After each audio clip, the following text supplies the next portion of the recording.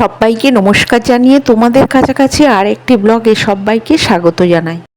সপ্তাহে একদিন ছুটি, মেয়ে আর আমি এইভাবে বিকেলবেলা হঠাৎ করে বেরিয়ে পড়ি। আমি আর আমার মেয়ে চলেছি একটু ঘুরতে। ও তো সার্ভিস করে, সারা সপ্তাহ একঘেয়েমি কাজকর্ম থেকে একটু আলাদা রকম স্বাদ পেতে মা মেয়েতে একটু বেড়ানো। এই রাস্তা দিয়ে যাওয়ার সময় দেখেছিলাম মাঠের মধ্যে একটা প্যান্ডেল হয়েছে আর অনেক লোকজন। মেয়েকে বলেছিলাম আসার সময় এখান থেকে ঘুরে যাব, আর আমাদের ফিরতে ফিরতে সন্ধে হয়ে গেছিল।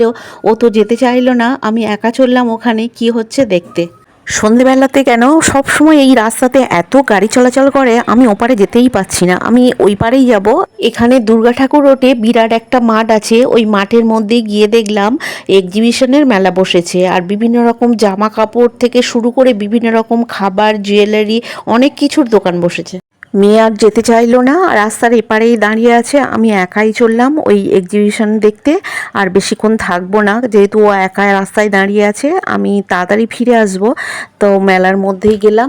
এই এক্সিবিশন ক্যাম্প স্টলগুলো এদিকে খুব হয়, আর যেখানে বড় বড় মাঠ আছে দুর্গা ঠাকুর রোডে সেখানেই বসে। 4-5 দিনের জন্য মেলাটা বসে, আবার অন্য জায়গায় উঠে যায়।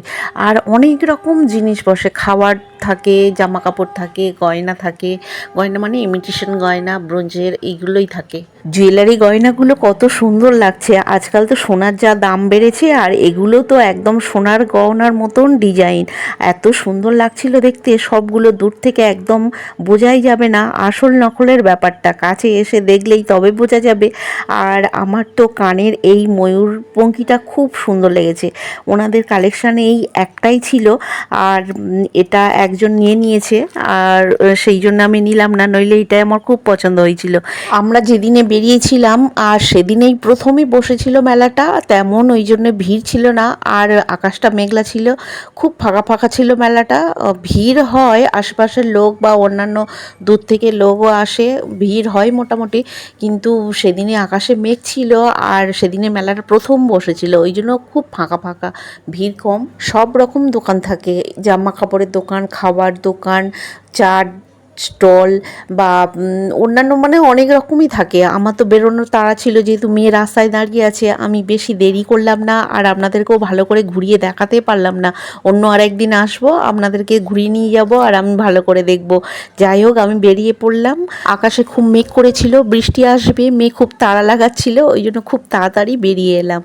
আমরা ফেরার সময় রাতের খাবারটা কিনে এনেছিলাম, আর ছেলে টিউশনিতে গিয়েছিল, ওকে খেতে দিয়ে দিলাম। কি কি এনেছি ওকে বলি। চিলি চিকেন, পনির, দেখি পনিরটা একটা খেয়ে নিয়েছিস, মিষ্টি, আর এটা কি বলতো, নান, কেনা কেনা নান,